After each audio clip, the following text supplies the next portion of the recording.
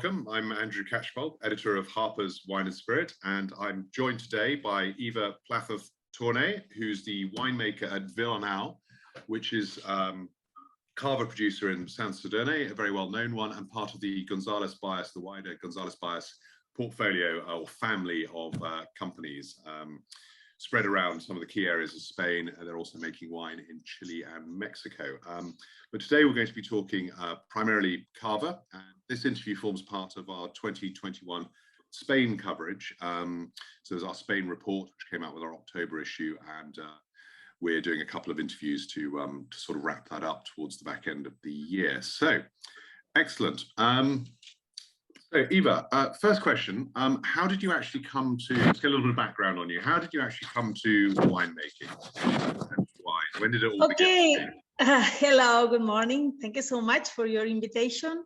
I born in Sansadurne d'Anoia. Sansadurne d'Anoia is the capital of Cava, and I born in this area, and I live too in this.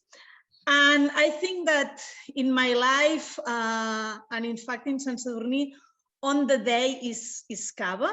And in the first time that I drink Cava is in our village. There are tradition that in the day of our baptism, they dip the pacifier into the Cava. And I think that in this moment is when I decide, I like it, Cava. So from a very early age, that's fantastic. So it's sort of part of your DNA. Just a little tiny drop of Cava from a young age, just to bring you into the fold. Yes, exactly. So so then in the intervening years, you've obviously, you're quite qualified as a winemaker. You've ended up at the head of a very significant bodega. What philosophy do you bring to Vilarnau? What's your approach to making Cava? I think that the most important thing is the quality of the grape, and the Cava finally all the wines born in the vineyard. For the reason, our philosophy is select the best vineyards that we have in our area. You know that for Cava we use the 3 indigenous varieties, Macabeu, Xarel·lo, and Parellada, but not in all Penedès we have the best place for the different variety. For the reason, we select the vineyards in the different areas of our wine region Penedès. For example, in the highest Penedès, we have a vineyards from Parellada, because Parellada is, we need acidity, we need flower aromas, a delicate variety. For the reason, we have these vineyards from Parellada in the highest place of Penedès, or for example, Macabeu in medium, Penedès medium, with a very special climate and soil too. And I think that the most important thing is that we have a lot of vineyards in the different parts of the wine Penedès region, and all are organic too. That is important for us. So that's And there are another important very point for Cava, that is the aging time and the process of aging, because it's very important for Cava, the grape, for have a good basis Cava wine, but another important point for us is the aging time in the cellar. You know that the Cava is a wine that make the second fermentation in the bottle. For the reason, we need this time with aging and with the autolysis, with the yeast, to have a good quality of Cavas. And have you sort of evolved the both the mix of varieties that you're using over time for your Cavas, and also has anything changed with regard to the viticulture over time? Yeah, I think that the 3 indigenous varieties, Macabeu, Xarel·lo, and Parellada, are very important, and the Cava that we sell more around the world is Vilarnau Brut Reserva, and this Cava is with these 3 indigenous varieties. But in Vilarnau, we planted in 1991 for a long time, Chardonnay and Pinot Noir in our state, because finally, for our Gran Reserva, for example, or for our Nature Reserva, sometimes I add 15%, 10% of Chardonnay in the blending. And I think that in this moment, I do some differential with the difference with our competitors. Yes. And for example, for rosé, no, Vilarnau rosé, I love Garnacha. Garnacha is amazing variety for rosé cavas. And our Vilarnau rosé Delicat Reserva, it's 85% Garnacha and 15% Pinot Noir. With this a little bit Pinot Noir, I think that have a plus. No, it's more delicate, and I think that I need the indigenous varieties because I think that it's the heart of the cava. But with Chardonnay or Pinot Noir, I have this differential point in our style of cavas. Yeah, I think that's a really, really interesting balance and a really good point to get across, actually. And it's the fact that of the world's sort of leading sparkling wine production regions, they're sitting there in Catalonia, that you have this wider palette to play with, but also with the trends that we're seeing at the moment with wine drinkers, consumers looking for more interesting, more authentic, more indigenous varieties and flavors and styles. Then you still are rooted in those traditional varieties, either entirely or as still as a base, anchoring many of the wines. And I think that's a really interesting point. So, okay, well, having said that, and looking at that different palette that you have to play with, when making premium cava, what are the biggest sort of challenges as a winemaker? What do you have to, what do you need to get right? What can go wrong? Yeah, it's a little bit when I talk about with the cava, we need in the first part. I think that it's very important, the vineyards, and I think that Vilarnau is located in one of the best place in our region, in Penedès. And finally, if you want to, we need to protect our vineyards, we need to protect our landscape. And finally, I think that if you want to do a top cava, we need the top vineyards. And we have this place because, for example, in our area, Vilarnau is located in Espiells, is the highest place from Sant Sadurní d'Anoia.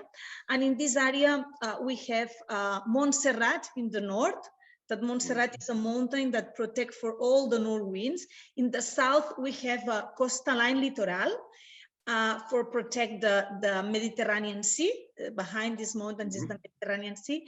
It's a very nice place, and we have a very nice soil with clay and pebbles, and we have saulo too. Saulo is like sandy.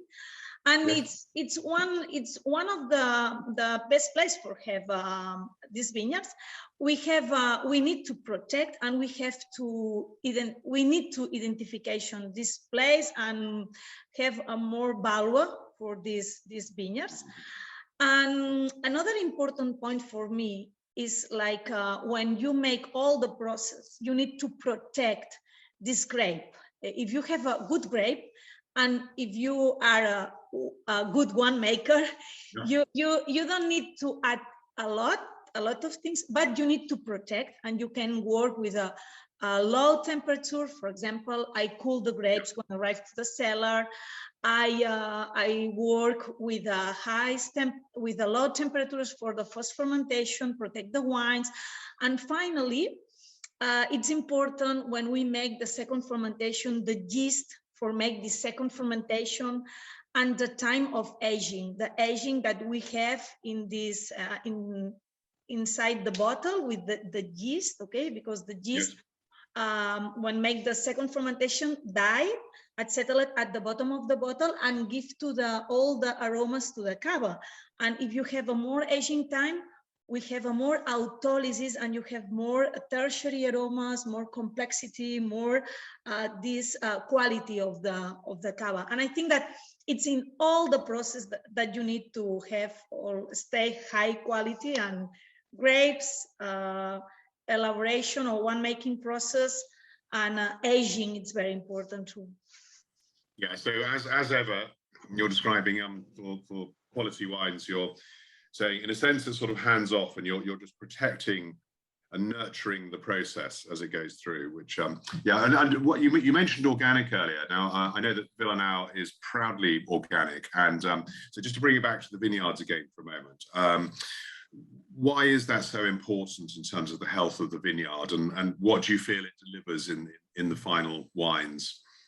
Yeah, yes, for us it's very important to the organic. All Vilarnaus are organic, and we started this process in our vineyard in 2013, okay? And finally we obtained the certification in 2016, because we need 3 years for make the change in the vineyards.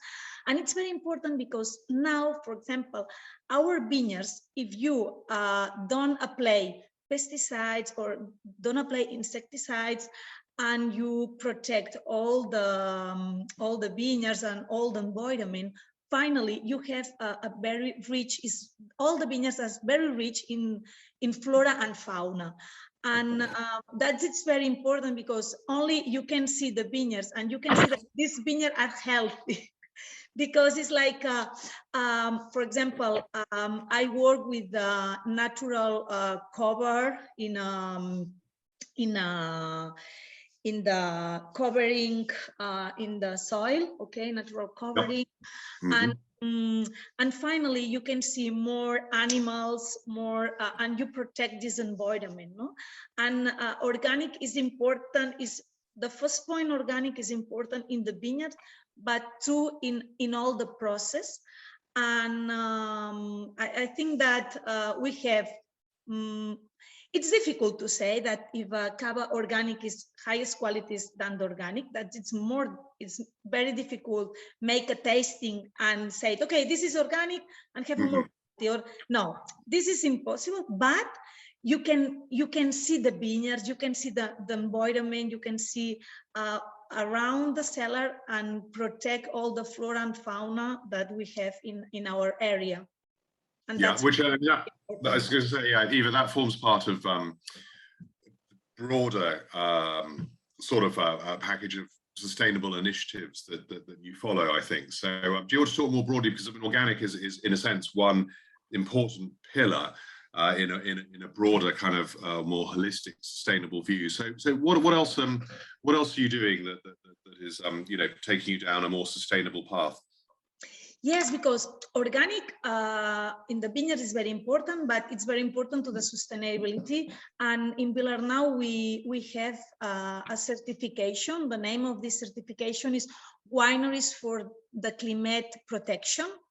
And this certification, it's with the audit, and it's very important for us because this certification work in the 4 important points. One is reduce to the footprint, CO2 footprint. The second is reduce the water, okay, the footprint, the footprint water. Reduce the waste, and reduce to the efficiency, energy efficiency. And we audit every year these points. And for example, in Vilarnau, we have a biomass boiler, and it's a very interesting project because we have a project with the vineyards for head, and we use the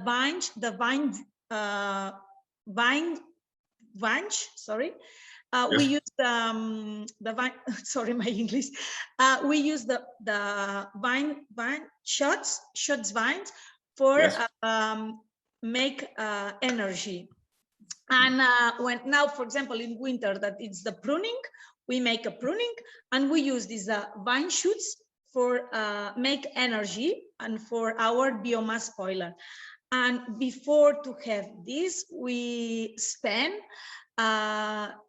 25,000 liters gas oil for year, and now our gas oil consumer is 0. It's incredible. Wow. But and in this case we reduce a lot the CO2 footprints, because and we use our vine shoots, okay?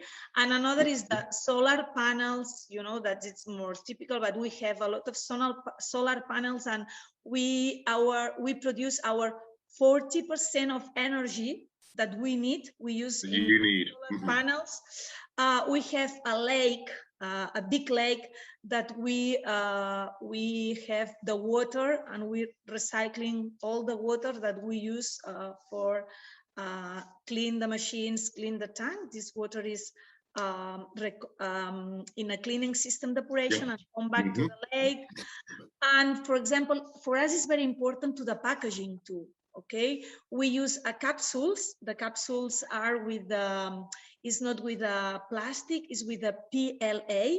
PLA is like a polylactic, is biodegradable type of plastic, or the label too, or the weight of the bottle. I think that it's global, because if you have organic vineyards, but in your cellar you don't make any important for the environment, it's like that is not normal. No, you have to join up the dots, don't you? You do one thing, and that's great, but then you have to think through absolutely everything in the whole winemaking process and so on, right down to, you're saying, the smaller details when the wine lover, the consumer, is actually, you know, disposing of the capsule and so on. And is that recyclable, or is that bad for the environment? You can't just sort of send that out there. So, I mean, absolutely, yeah, very, very impressive, I think. I suppose we can't avoid the question in relation to that. How is, are you finding that global warming is affecting your own viticulture? At the moment, are you seeing the effects of climate change? Yeah, that is, we said that, I think that the climate change is, we can see in two important points, okay? One is that the harvest is earlier, that is clear. The harvest is earlier, and every year it's like 10 days. In the last 10 years, the harvest is earlier 10 days, and that is it's complicated, okay?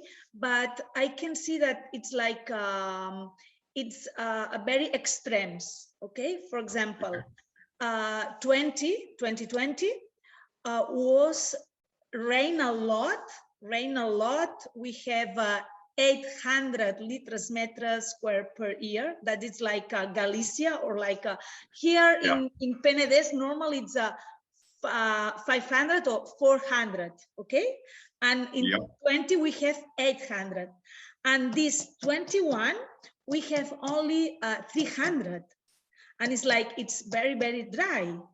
Luckily we have a reserve of water for the 20, and when rain a lot, and it's not in for a long time, and I can see that it's complicated, because it's like years we have a lot of water or less water next year, and it's like it's more extreme. Or for example, I think that a big problem in our area, and I can see that in the last summers we have more, is the hot wave. The hot wave. For example, this last in August, in the last of August, this 21, in 23 of August, we have a nice grape, everything. For example, in Macabeu, okay, we have a nice Macabeu, nice balance with acidity and sugar contents.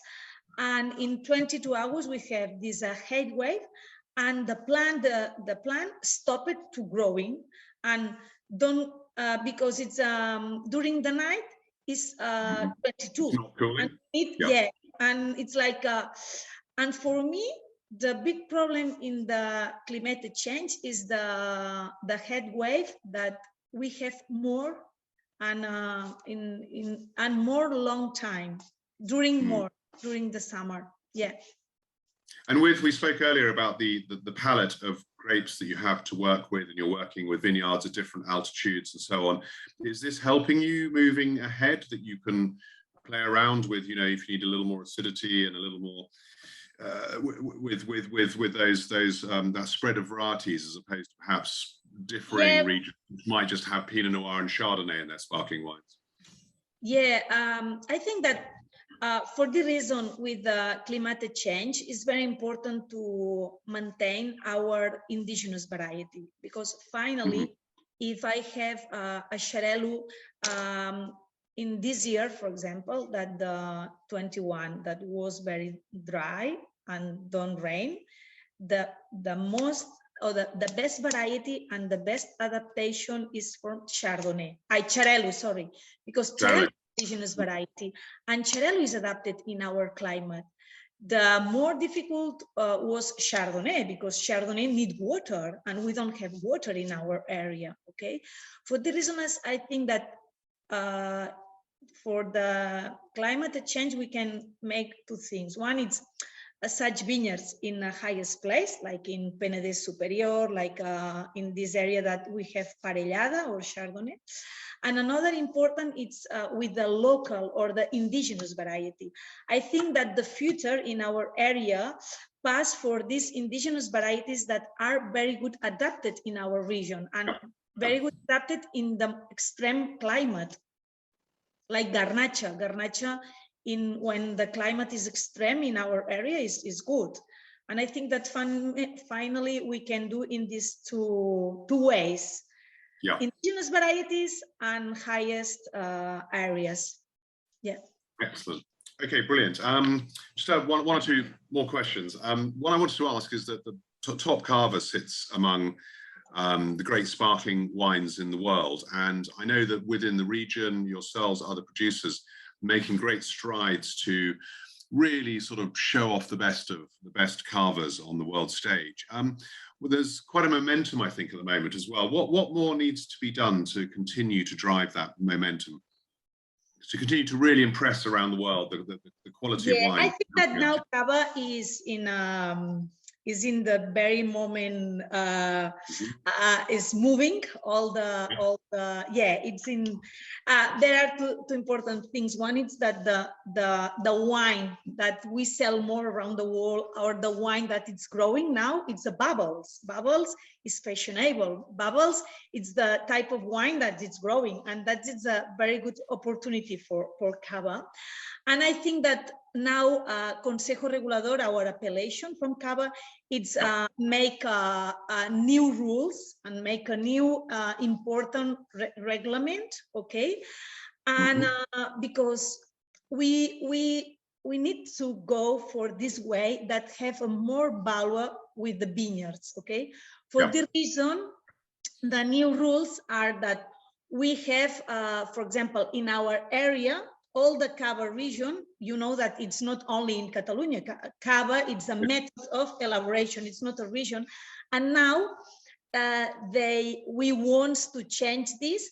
And now all the Cavas in January, it's like we have a name, no? For example, Vilarnau will be Cava Vilarnau, Comtats de Barcelona. It's the name of the area, Comtats de Barcelona.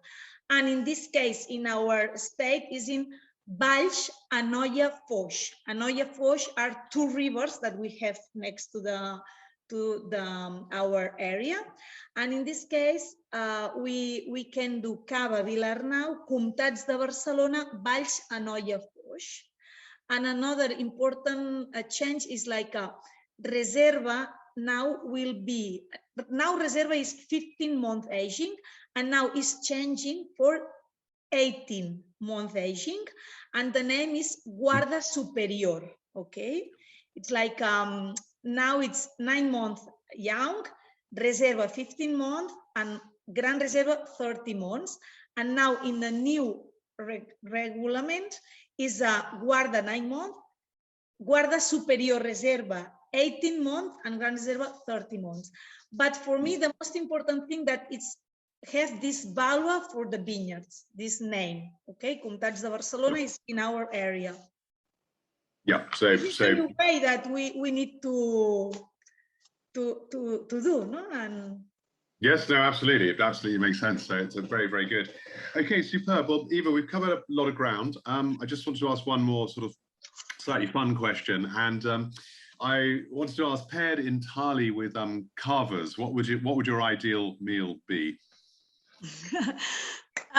Difficult question, because I love cava in all meals. I think that the cava is the best wine for a start a meal and finish the same meal with the cava. Yeah. It's clean your mouth and clean, and it's a nice acidity. The bubbles are magic and the palate, yeah. Yeah. But now that it's in a Christmas holiday are approaching, okay. I in this moment I think with in Christmas Day in our area it's very typical to the Penedès mute duck, okay. Duck is the race, the special race from Penedès, and with plums and peanuts, and it's with the Vilarnau Gran Reserva, for example. I think that it's a very nice pairing for me and within the Christmas dates.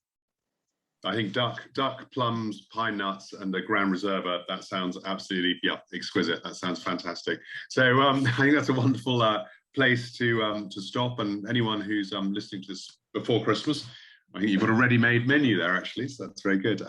Eva, it's been a real pleasure speaking with you. Hopefully, not too distant future, we can actually meet physically in flesh. Yeah, please. I know exactly, but it's been wonderful to catch up and speak with you. So so thank you very much for that. Okay, thank you so much, and bye. Thank you. Goodbye. See you soon. See you soon.